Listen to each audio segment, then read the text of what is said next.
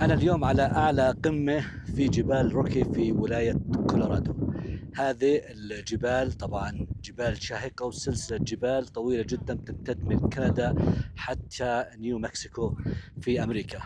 هذه النقطة هي أكثر نقطة وأعلى نقطة بتصلها طريق معبد في أمريكا، 12 ألف فيت.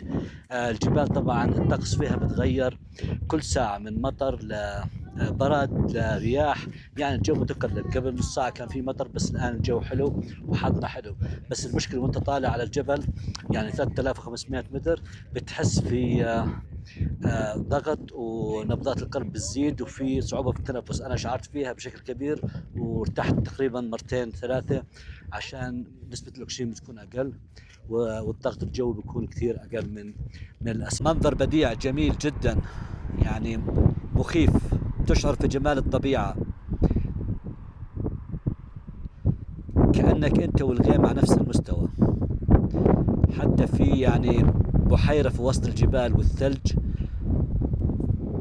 في شهر 8 في عز الصيف، الثلج موجود على الجبال.